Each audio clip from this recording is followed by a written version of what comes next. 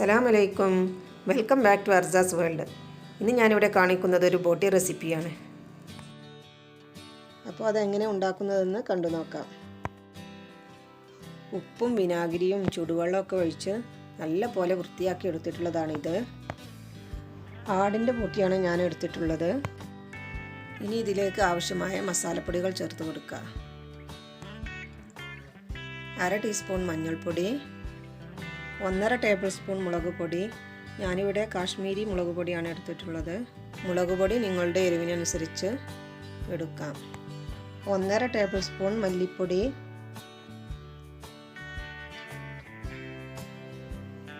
1 teaspoon കുരുമുളക് പൊടി, 1/4 teaspoon ചെറിയ ജീരകം പൊടിച്ചത്,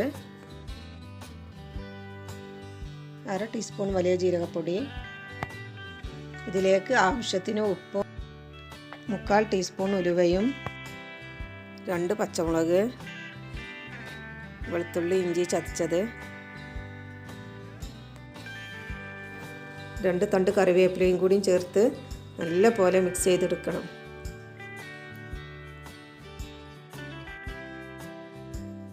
ഇനി ഇതിലേക്ക് 2 കയ്യിൽ വെള്ളം ഒഴിച്ച് മൂടി വെച്ച് വേവിച്ചെടുക്കാം. 6 വിസിലാവുമ്പോഴേക്കും അത് വെന്ത് കിട്ടും. ബോട്ടി വെന്ത് വരുമ്പോഴേക്കും അതിലേക്കുള്ള മസാല ഉണ്ടാക്കിയെടുക്കാം.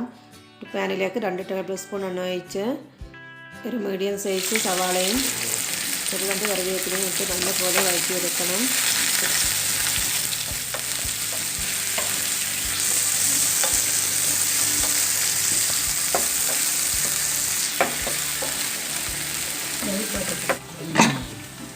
ബോട്ടി വേവായിട്ടുണ്ടോ എന്ന് തുറന്ന് നോക്കാം. കറക്റ്റ് വേവായിട്ടുണ്ട്.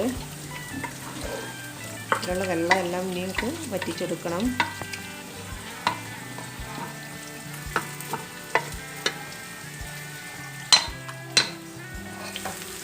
സവാള നല്ലപോലെ വഴണ്ടി വന്നിട്ടുണ്ട്.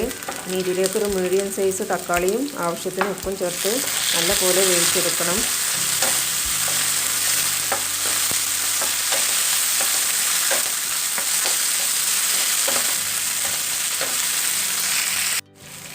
തക്കാളി നല്ലപോലെ ഉടച്ച് കിട്ടിയിട്ടുണ്ട്.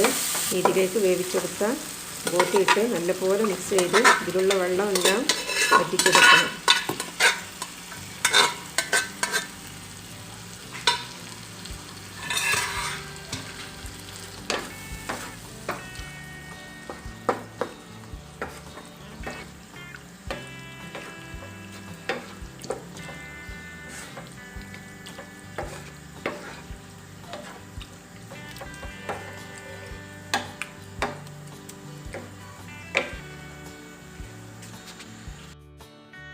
ഇടയ്ക്കൊന്ന് ഇളക്കി കൊടുക്കണം കേട്ടോ.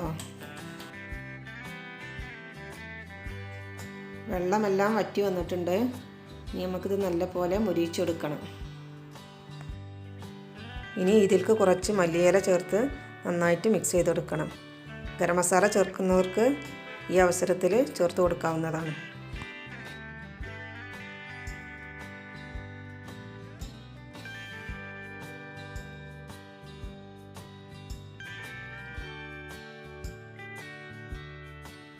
ഇത് നല്ല പോലെ മുരിഞ്ഞു കിട്ടിയിട്ടുണ്ട്. ഇനി ഒരു പ്ലേറ്റിലേക്ക് മാറ്റാം.